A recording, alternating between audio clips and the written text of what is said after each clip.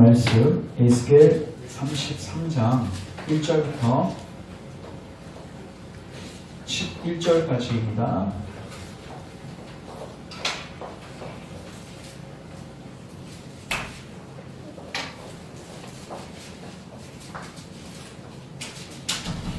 에스겔 33장 1절부터 11절까지 교독하겠습니다.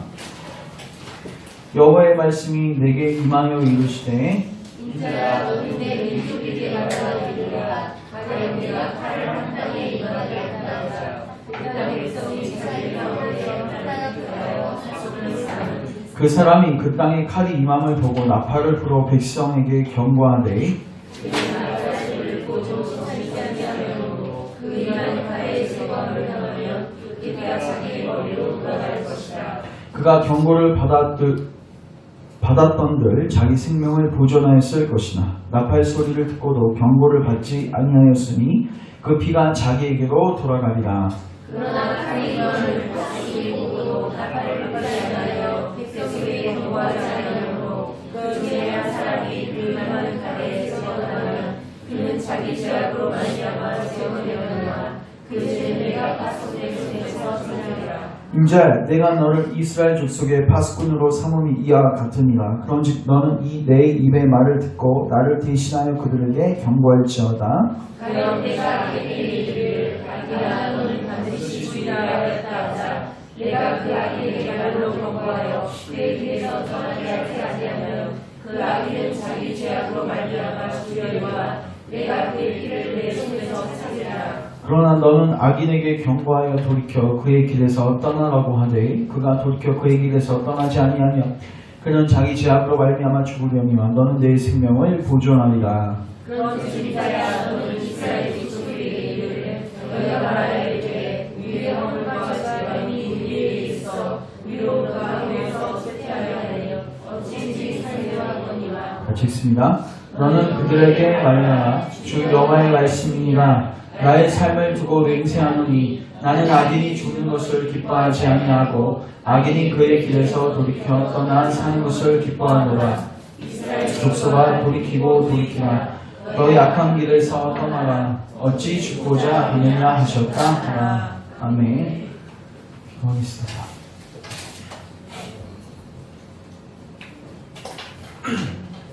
하나님, 오늘도 우리를 말씀 가운데로 진리 가운데로 인도하여 주시옵소서.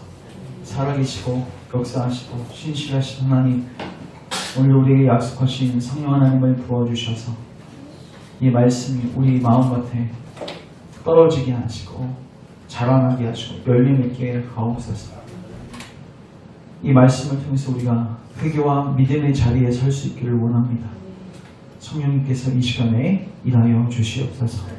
예수님의 이름으로 기도합니다. 오늘은 에스겔 33장 1절부터 11절 말씀을 통해서 따라하겠습니다. 돌이키고 돌이키다. 제목을 가지고 하나님의 말씀을 나누도록 하겠습니다. 오늘 우리가 읽은 본문은 하나님께서 에스겔 선지자를 파수꾼으로 삼으시고 그에게 사명을 주시는 장면입니다. 근데 그 파수꾼으로 세우시면서 너가 이스라엘 백성들에게 증거해야 할 그 메시지의 핵심이 뭐라고 말씀하시냐면 돌이키고 돌이키라고 말씀하십니다. 사실 이스라엘 백성들이 듣기 좋아하는 말씀은 아니고 지금 우리도 듣기 좋아하는 말씀은 아닙니다. 그런데 이렇게 하나님께서 파수꾼을 세우시고 이 파수꾼에게 이걸 꼭 증거하라고 강조하시는 이유는 하나님께서 그들을 사랑하기 때문입니다. 여러분, 잔혹한 왕은요 어떤 엄명을 내렸을 때 그것을 어떤 목적으로 엄명을 내리냐면은 그들에게 자기의 힘을 가시하기 위한 목적으로 그 엄명을 내리는 거죠. 그래서 사실은 그 명령을 내리면서도 그들이 지켜주지 않기를 바랍니다. 그래서 자기의 힘과 자기의 본때를 보여주기를 원합니다. 그런데 하나님은 오늘 본문에서도 말씀하고 계시지만 따라하겠습니다. 나는 악인이 죽는 것을 것을 기뻐하지 않는다. 기뻐하지 않는다. 하나님은 자기의 힘을 가시하고 본때를 보여주기 위해서 엄명을 내리시는 분이 아니십니다. 하나님 우리를 사랑하시기 때문에 그 하나님 기준을 제시하면서도 계속해서 뭐라고 말씀하시냐면 돌이키라는 것입니다.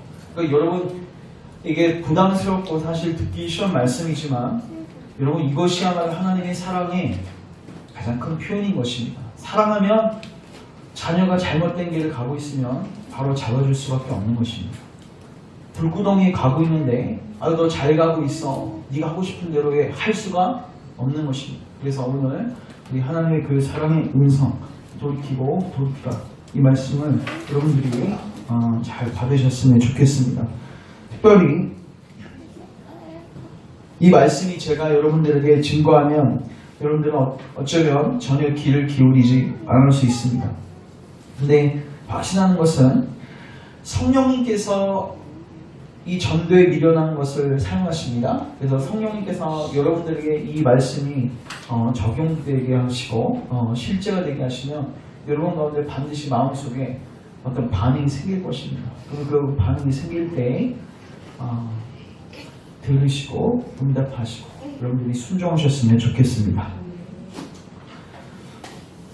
자, 따라하겠습니다. 두려움. 성령님께서 이 에스겔 33장의 말씀을 여러분 가운데 적용하시면요, 첫 번째로 드는 현상이 무엇인가? 두려움입니다. 여러분 사람은 대단히 어리석은 존재입니다. 왜냐하면 인생의 본질적인 문제를 모르고 살기 때문입니다. 그리고 일평생을 이 본질적인 문제하고 전혀 관계없는 아주 쓸데없는 문제들에 온 심혈을 기울여서 살아갑니다. 그래서 70, 80년을 살아도 본질적인 문제에 한 번도 관심이 없고 그 다음에 그렇기 때문에 문제를 모르기 때문에 엉뚱한 문제에 답을 하면서 평생을 살아가는 거죠. 전도서 2장을 보시면요, 솔로몬이 쓴 지혜의 그 문서가 기록되어 있습니다. 근데 전도서의 결론은 우리가 잘 아시다시피 헛되다는 것인데, 전도서 2장을 가보시면 찾지 마시고 그가 행복해지고 싶어서 자기가 했던 그 모든 그 목록들이 나와 있습니다. 어떤 목록들이 나와 있냐면 그는 이렇게 이야기하고 있습니다. 나는 마음껏 즐기며 행복을 누리겠다고 생각하였으나 이것 역시 헛된 것이다. 웃는 것도 어리석은 짓이며 즐거움을 누리는 것도 아무 유익이 없다. 그래서 나는 많이 생각한 끝에 계속 지혜로운 길을 추구하면서 술로 내 인생을 즐기려고 하였으나 이것이 세상 사람들에게는 짧은 인생을 사는 최선의 방법이라고 생각하였다. 또한 나는 사업을 수없이 했다. 집을 짓고 포도원과 정원과 공원을 만들고 각종 과일 나무를 심었고 관계시설을 위해 저수지를 탔으며 많은 누에를 사들였고 내 집에서도 누에를 낳게 하였으며 나보다 먼저 예루살렘에 살았던 그 어떤 사람보다도 많은 가축을 소유하였다. 나는 또 많은 왕들과 여러 도에서 은금을 거둬들였으며 노래로 나를 즐겁게 하는 남녀와 문 남성들이 좋아하는 여자와 첩을 수없이 거느리고 있었다. 그러나 잘 살펴보니 내가 애써 일컫은 그 모든 것이 아무런 의미도 없으며 바람을 잡으려는 것처럼 다 무익한 것이었다. 결론은 뭐냐면 헛되다. 여러분, 왜 하나님께서 왜 솔로몬에게 그 많은 권력과 부와 많은 사람들을 붙여주셨을까? 만약에 거지가 이 고백하면 이 자식 가져온 적이 없으니까 이런 것이 납득이 안 되는 거죠. 근데 진짜 이 세상에서 하나도 빼놓지 않고 다 가진 사람이 솔로몬입니다. 대통령 했잖아요. 여러분, 그것도 대통령도 소국의 대통령이 아니라 그 당시 패권을 장악했습니다. 미국 대통령, 현실로 말하면 전 세계가 주목하는 미국 대통령 선거할 때는 여러분 미국만 관심 있어 하는 게 아니라 온 세계가 관심 있어 하죠. 왜? 그 나라 대통령을 위해서 세계 패권이 좌우되거든요. 솔로몬은 그 당시 최고의 권력을 갖고 있었고 명예를 누리고 있었습니다. 그리고 하는 지혜를 주셨어요. 그리고 스바 여왕이요, 그의 지혜를 듣고자 아프리카 저 멀리에서, 에티오피아 저 멀리에서 걸어와서, 그 당시 비행기도 없었는데 지혜도 뛰어나고, 여러분 어마어마했습니다. 그가 갖고 있는 땅덩어리 어마어마했습니다. 아내가 1000명 정도 됐습니다.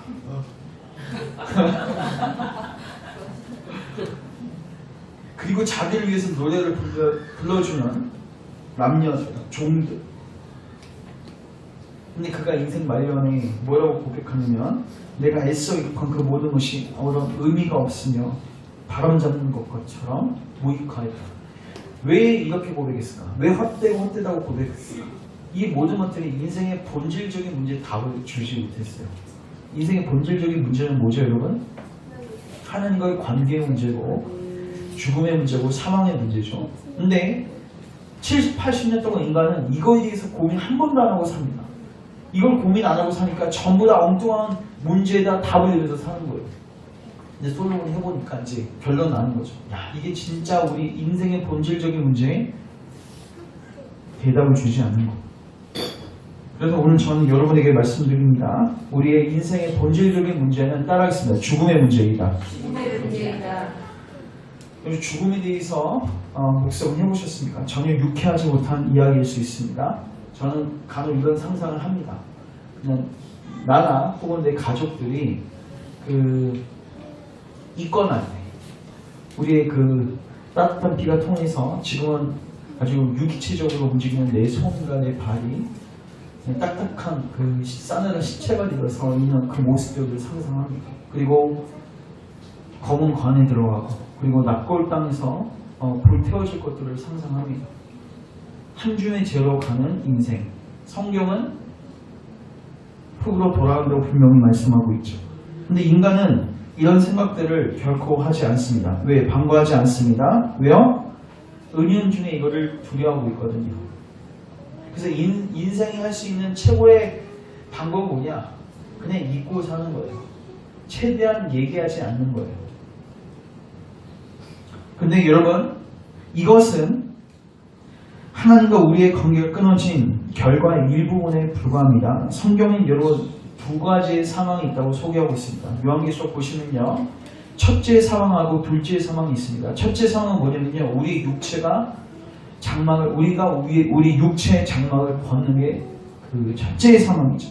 근데 성경은 이 첫째 상황은 사람에게 정해진 것이요. 그 후에는 뭐가 있습니까? 심판이 있다고 되어 있죠.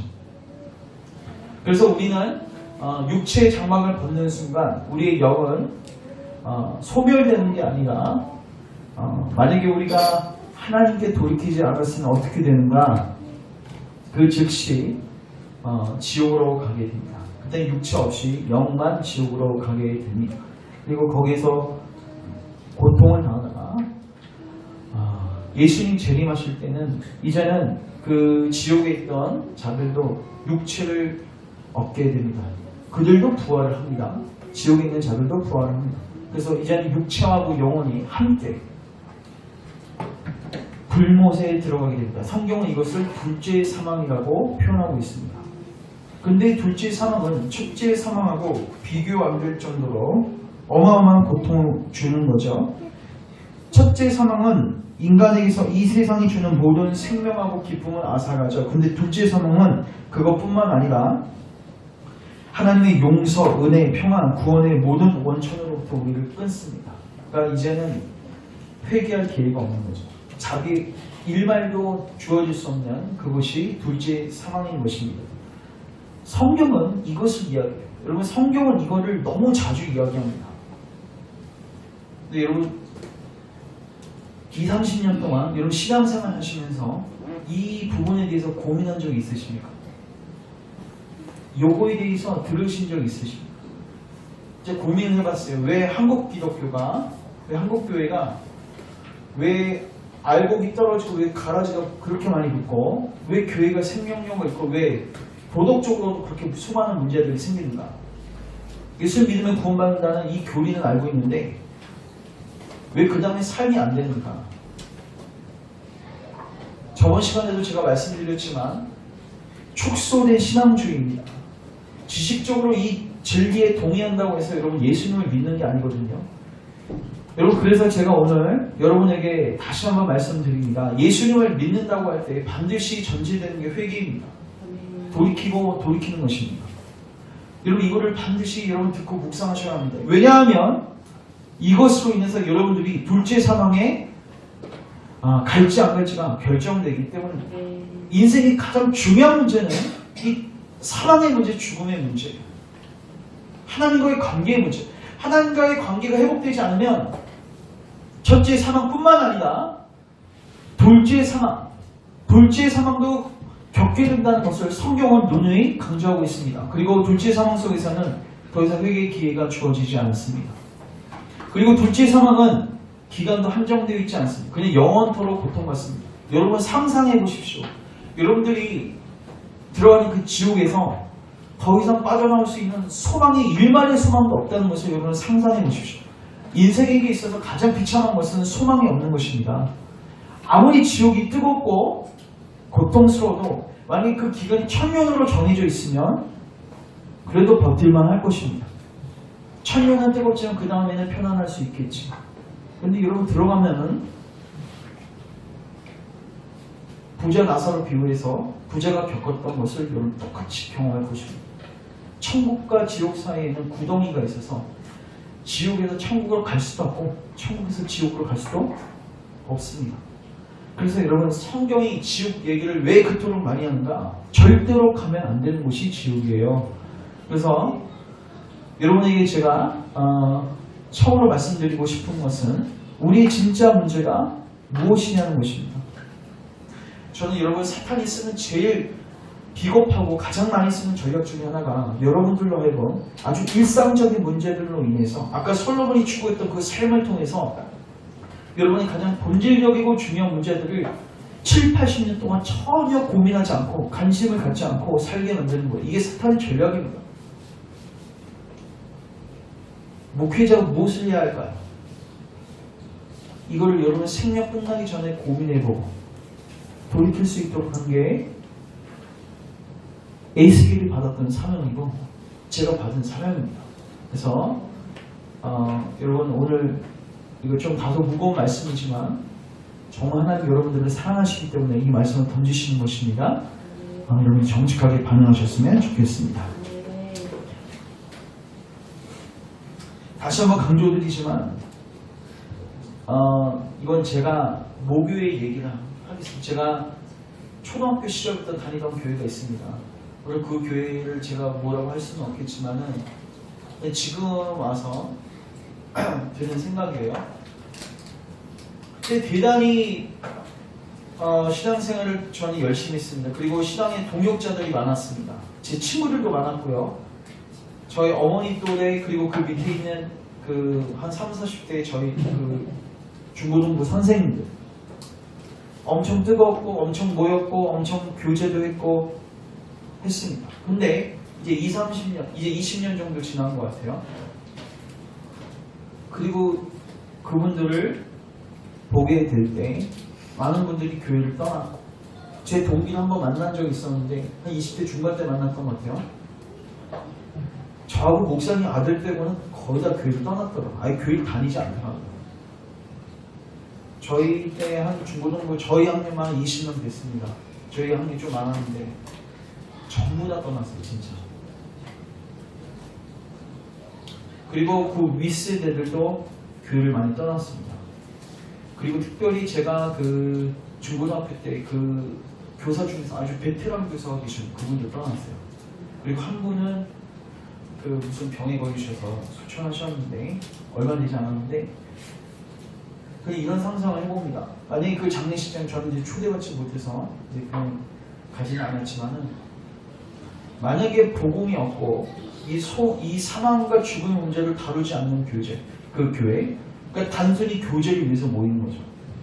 자기 외로움 해소하기 위한 장소로 모이는 거죠. 그런 교회에서 만약에 그런 죽음의 문제가 닥쳤을 때 그 장례식장에서 무슨 말을 할 수 있을까? 여기 가면 기껏 할 수 있는 말이 뭔지 아십니까? 야, 옛날이 그립다. 20년 전이 그립다. 전혀 기독교적인 소망을 나눌 수 없는 유족들은 무슨 일이 위로가 되겠습니까? 할 말이 없는 거예요. 그러니까 저는 두려운 게 뭐냐면 여러분이 제대로 된 신앙을 갖지 않고 소천하셨을 때 여러분 부모님들 여러분 제가 장례식장 가서 여러분들을 여러분들에게 설교는 할 수 있지만 여러분들에게 위로를 줄 수가 없는 거예요. 사실 그 영혼의 문제가 해결되지 않아요. 그래서 여러분 이 죽음의 문제, 하나님과의 관계 문제를 여러분 대충 생각하지 마십시오. 아직 나에게 많은 시간이 있다고 착각하지 마시고 지금 돌이키시기를 바랍니다. 자, 이제 성령님이 여러분 가운데 이 말씀을 더더욱 깊이 조명하시게 되면 첫 번째는 이제 우리 가운데 두려움이 산출돼요. 당연히 두려움이 산출될 수밖에 없습니다. 죽음의 문제이기 때문에. 근데 성령님은 더 깊은 곳으로 우리를 인도하시는데 그 사망과 죽음의 원인을 알려주십니다. 따르겠습니다. 그것은 바로 죄입니다. 오늘 본문에서 하나님이 돌이키고 돌이키라고 하셨는데 어디로부터 돌이키라고 하냐면 여기 보시면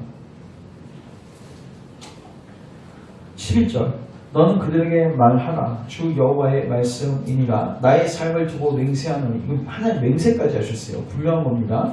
나는 악인이 죽는 것을 기뻐하지 아니하고 악인이 그의 길에서 돌이켜 떠나 사는 것을 기뻐한다. 이스라엘 족속아 돌이키고 돌이키라 너희 악한 길에서 떠나라 어찌 죽고자 하느냐 하셨다 알아. 자, 딱 그 길에서 돌이켜야 한다. 길은요 그 사람이 갖고 있는 생각, 그 사람이 갖고 있는 모든 삶의 습관, 그 사람이 갖고 있는 모든 삶의 행태, 모든 행동들을 다 의미하는 거죠. 거기에서 주님이 뭐라고 하시냐면 돌이키라고 하십니다. 만약에 성령님이 여러분 가운데 이 말씀이 적용되게 하시면 여러분 가운데서는 이렇게 말하기 시작할 겁니다. 그렇다면 저는 저의 모든 악한 습관으로부터 돌이켜야 합니다. 저는 술과도 영원한 관계를 끊을 것이며 저주하고 비난하던 나의 습관도 끊을 것입니다.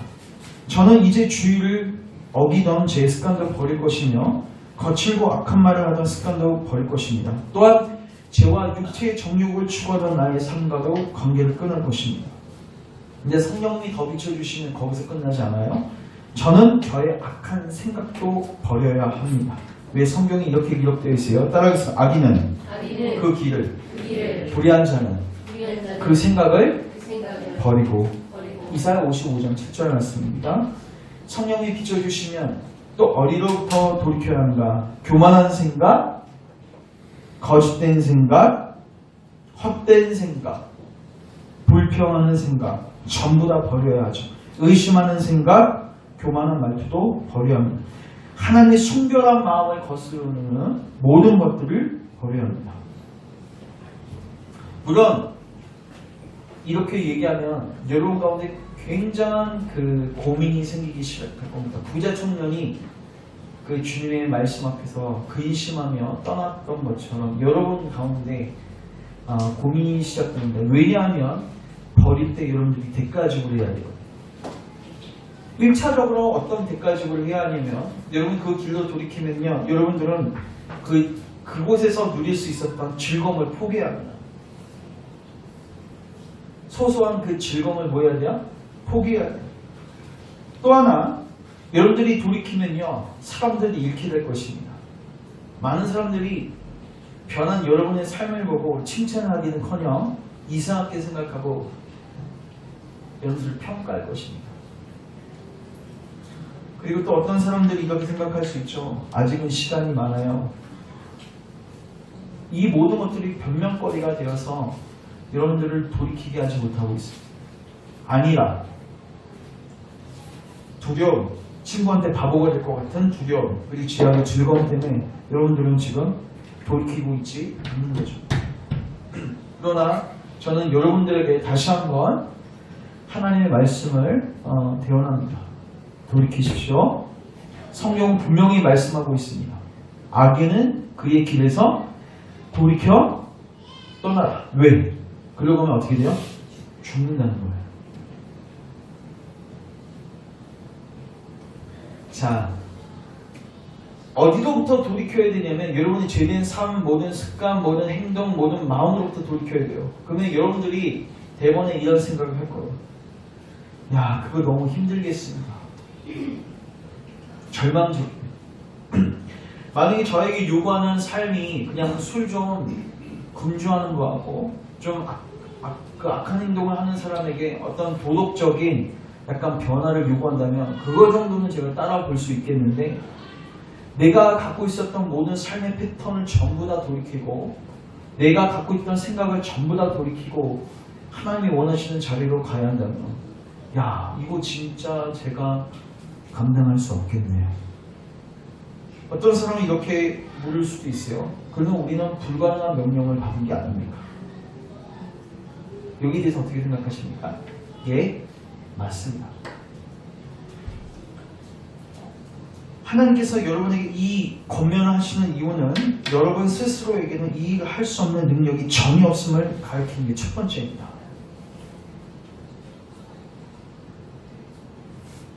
그럼 제가 묻겠습니다. 여러분에게 할 수 있는 능력이 없는 거 하나님도 아시죠? 그러면 합리하면 돼요, 안 돼요?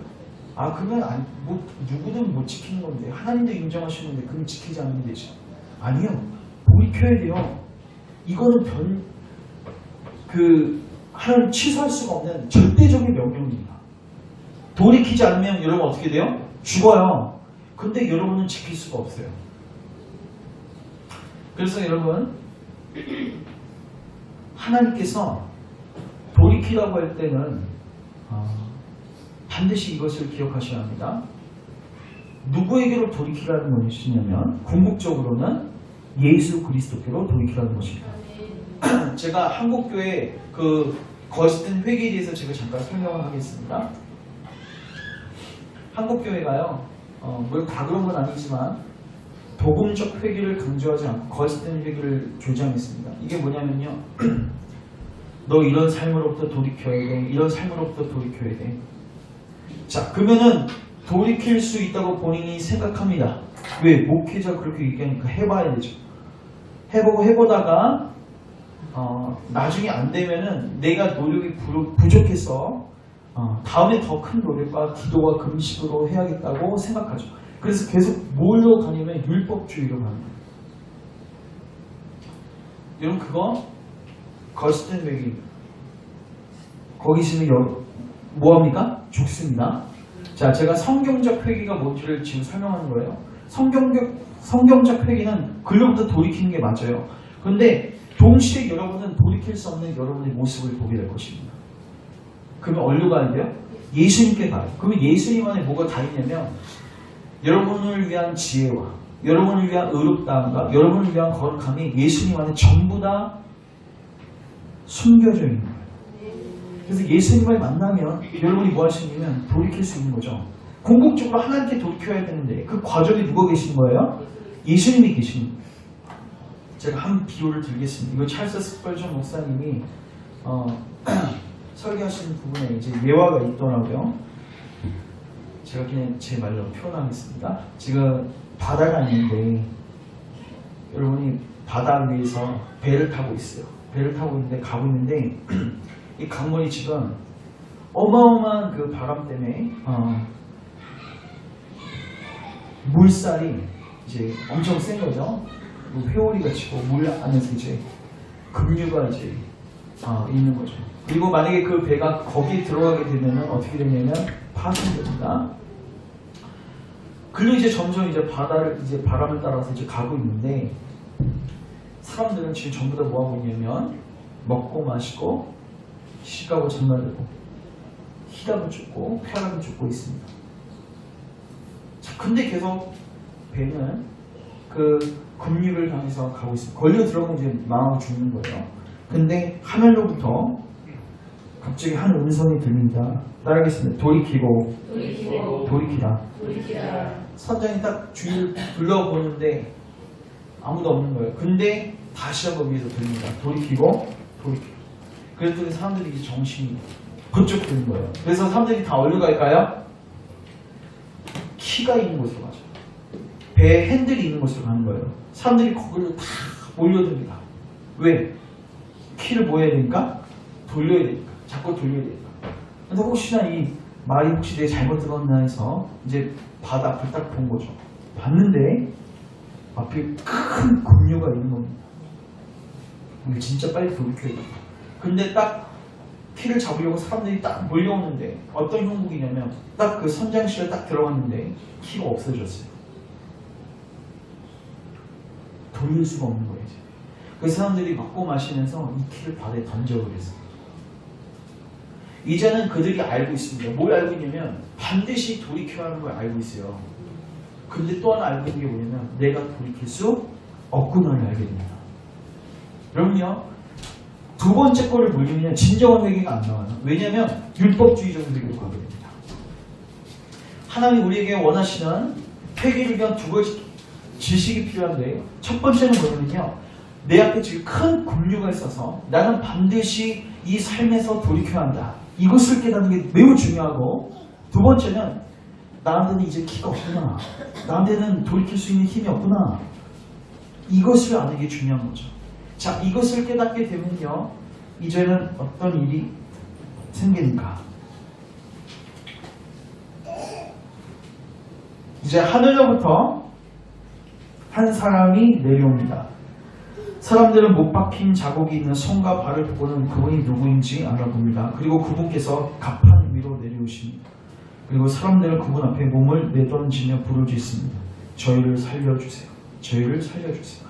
그러자 그분은 단 한 번 만지심으로 키를 다시 고치시고 배의 방향을 돌리십니다.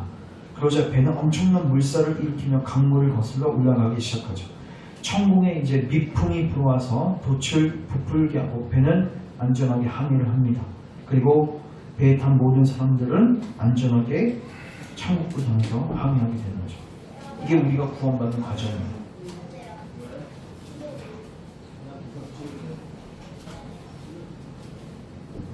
여러분, 성경적 회개를 하셔야 합니다. 왜 성경적 회개를 제가 강조하냐면은 제가 저번 시간에 말씀을 드렸습니다. 한국교회가 빠져있는 두 가지 오류가 있어요. 하나는 뭐냐면 축소된 신앙주의라고 제가 말씀드렸죠. 이건 뭐냐면요, 죄에 대한 회개가 하나도 없이 예수 믿으면 구원받는데 이 지식 하나 딸랑 가지고 내가 예수님 믿는다고 착각하는 축적인 신자들을 의미하는 것입니다. 두 번째는 뭐냐면요, 이거에 대한 반작용으로 도덕적 성화주의가 나온 거예요. 야, 삶이 없으면 안 된다. 열매가 있어야지. 그래서 뭐 하는 거예요? 율법주의로 가는 거예요. 왜 이 두 가지가 나왔냐면요, 회개를 제대로 이해 못했어요. 회개는요, 두 가지가 다 있어야 됩니다. 어디로부터 돌이켜야 하냐면 어디로 내가 고개를 돌려야 하는지. 여러분, 돌이킨다는 건요, 쉽게 말해서 여러분이 고개를 보고 있던 곳에서 반대편을 보는 거거든요. 여러분이 처음에 보고 있던 장소가 뭔지를 아셔야 돼요. 그리고 거기를 보시면 이제 안 되는 거예요. 이게 첫 번째고, 그다음 두 번째는 여러분들이 보지 않았던 것을 이제는 뭐 하셔야 돼요? 보셔야 돼요. 따라합니다. 보지 않았던 것을 봐야 하고. 내가 뭘 보고 있었어요? 과거에는 죄된 삶을 보고 있었죠. 그럼 이걸 이제 보지 않는 거에 회개가 포함된다고. 이게 모르니까 축소된 신앙주의가 나오는 겁니다. 죄에 대한 회개가 전혀 없이, 돌이킴도 없이, 내 삶의 습관은 전혀 변한 것도 없이 예수님 믿으면 구원 받겠지. 왜 그렇게 되냐면 회개는 어디로부터 돌이키는지가 분명해요. 여러분, 악한 길에서 뭐 하라는 거예요? 돌이키라는 거예요. 두 번째, 어디를 보라는 거예요? 하나님을 보라는 건데, 더 정확하게는 그리스도를 통해서 하나님 보라는 거거든요. 그거를, 그 목적지를 정확하게 찍지 못하면요, 도덕적 성화주의라고 합니다. 회개가 전부 다 자기 일이 되는 거예요. 진정한 회개가 나올 수 없습니다. 내가 어디로부터 돌이켜서 어디로 향해야 하는지를 여러분 분명히 인지하셔야 돼요. 저도 한때 저희가 중고등부 시절 때 그 수련회 가면 이 회개 운동이 크게 일어났습니다. 그래서 무슨 찬양이죠? 언제나 내 모습 너무나 부끄러워. 제가 최근에 한번 불러본 가사는 좋더라고요. 근데 그때는 정확한 성경적 개념을 제가 갖고 있지 못했어요. 그래서 저는 어떻게 했냐면, 악한 길로부터 돌이켜야 돼. 그래서 어떻게 했냐면, 악한 길로부터 돌이켜서 예수님께 가는 게 아니라 악한 길로부터 돌이켜서 의의 삶 있죠. 행동으로 제가 나아가기 시작했어요. 그러니까 도착지가 실패했던 거죠.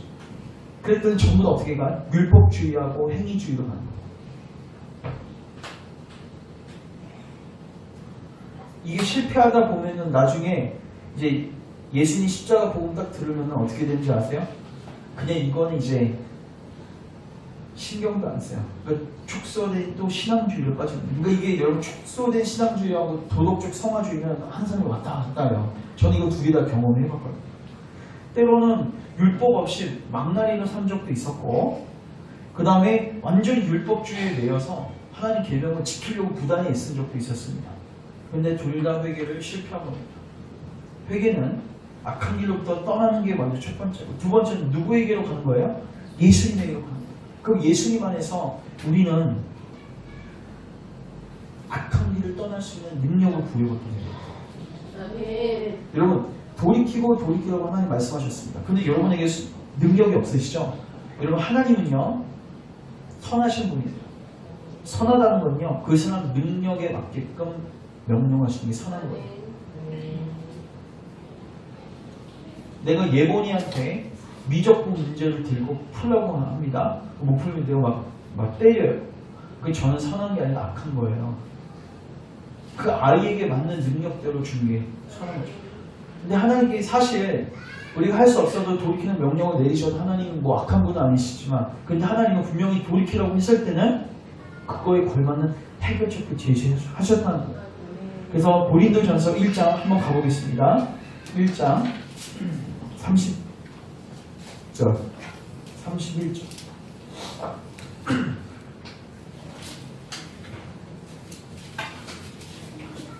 30절하고 31절. 너희는 하나님으로부터 나와서 그리스도 예수 안에 있고, 예수는 하나님으로부터 나와서 우리에게 지혜, 의로움, 거룩한 구원함이 되시다. 여러분, 우리가 예수님 없으면요 진정 우리의 본질적인 문제도 못 보고 그거에 대해 해결책도 볼 수 없죠. 지혜를 얻게 되고, 주님 우리의 의로움이 되시고, 또한 뭐가 되십니까? 거룩한. 여러분, 우리가 거룩해질 수 있고 악한 길을 떠나시는 거 누구의 도움입니까? 예수님 안에 다 있습니다. 우리가 그리고 궁극적으로 구원의 완성을 이루는 구원함도 예수님 안에 있습니다. 그래서 저는 오늘 여러분에게 이렇게 권면합니다. 여러분의 그 죄된 자리, 그 습관의 자리, 그게 술이든 쾌락이든 여러분 악한 입버릇이든 외로움과 우울증을 해결하기 위해서 자아를 추구했던 삶이든, 그 모든 삶의 자리에서 여러분 반드시 나오셔야 합니다. 돌이키셔야 합니다. 근데 여러분이 할 수 없으면 또 인정하셔야 돼요. 그래서 얼른 가셔야 돼요. 예수님에게 가십시오. 그러면 이렇게 참된 회개를 하면 그때부터는 뭐냐면 성화의 삶이 시작. 제가 어제 폴 워셔 목사님이 그 성화에 관한 그 짧은 그 동영상을 봤는데 거기에 제목이 이렇게 써 있더라고요. 회개는 성화 자체가 아니라 성화의 삶을 시작하는 것입니다.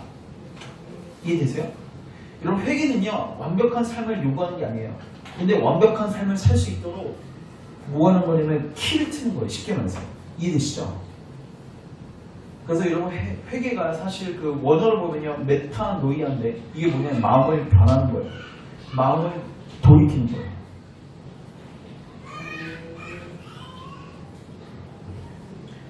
그래서 만약에 여러분이 회개를 하게 되면 그때부터 어떻게 되겠어요? 마음이 변하면 키가 틀어지면 전부 다 바뀌는 거예요. 우리의 삶도 바뀌게 되고 입버릇도 바뀌게 되고, 그걸 우리는 회개 합당한 열매라고 하는 거죠. 그러니까 여러분, 회개 합당한 열매를 먼저 맺으려고 하시면 안 돼요. 먼저 뭐가 변화돼야 돼요? 마음이 변화돼야 돼요. 그래서 여러분, 회개의 사실 주체는 누구냐면 하나님이십니다. 회개도 여러분 사도행전 보면요, 그 베드로가 고넬료에게 그 복음 증거했을 때 고넬료 가족은 전부 다 믿고 베드로가 그 교회에게 그 전도 보고를 할 때 이렇게 합니다. 하나님 그들에게도 다른 생명 얻는 회개를 주셨다. 믿음도 하나님의 선물이지만 회개도 하나님의 선물입니다. 마음을 우리가 감히 어떻게 변화시킬 수 있겠습니까? 그래서 여러분 정말로 여러분 이거를 놓고 기도하셔야 돼요. 하나님, 우리의 마음을 정금과 같이 정결케 하소서. 우리의 마음을 변화시켜 주세요. 우리가 돌이키게 해주세요. 여러분, 가족들을 놓고 무엇을 놓고 기도해야 합니까? 이거 놓고 기도하셔야 돼요. 밥을 잘해준다는, 혹은 뭐 데이트를 많이 해준다는, 여러분 그거 그 사람에게 진정한 만족과 위로가 안 됩니다. 여러분, 그 사람 장례식장에서 그럼 그 사람이 지금 지옥 가는 게 여러분 마음 안에 한 90% 확신되는데 그 정식점에서 여러분 어떻게 하시겠습니까? 여러분의 남편과 아내 그리고 부모님들과 자녀들과 친족들을 놓고 무엇을 꼭 기도하셔야 되는가? 하나님 저들에게 생명 없는 해결을 주십시오. 돌이킴을 주십시오. 악한 길에서 떠나 예수님을 통해서 하나님께로 향하게 하옵소서. 여러분 이 회개가 반드시 필요합니다. 이 회개하고 믿음은 분리되어 있지 않습니다. 같이 갑니다. 그래서 우리 열방교우들은 이 하나님의 메시지 앞에 정직하게 반응해서 성경이 인정하는 회개와 성경이 인정하는 믿음의 자리로 갈 수 있기를 주님의 이름으로 축원합니다. 기도하겠습니다. 하나님, 오늘 우리가 하나님의 돌이키고 돌이키라는 음성을 들었습니다. 주님, 우리의 강박한 마음과 굳은 마음으로 이 하나님의 사랑의 자비의 음성을 걷어차는 어리석은 일을 하지 않도록 우리를 도와주시옵소서. 하나님, 우리가 이 하나님의 은혜를 걷어찼을 때 우리가 겪게 될 첫째 상황과 둘째 상황의 위험을 보게 하옵소서. 두렵고 떨게 하옵소서. 우리로 하여금 겸손하게 하시고 우리로 하여금 애통하게 하시고 우리로 하여금 겸비한 마음을 가지고 하나님 앞에 서게 하옵소서. 이제 우리가 그 악한 길로부터 떠나게 하시고 이제 예수님께로 가게 하옵소서. 이제 예수님 안에서 지혜와 의로움과 거룩함과 구속함이 있다고 하셨습니다. 예수님 안에서 우리를 이제 돌이키십시오. 우리의 마음을 변화시키십시오. 새로운 삶으로 나아가게 하십시오. 모든 악한 습관을 끊게 하십시오. 하나님 사랑하고 수많은 영혼들을 사랑하는 하나님 기뻐하시는 삶으로 우리를 변화시켜 주시옵소서. 예수님의 이름으로 기도합니다. 아멘.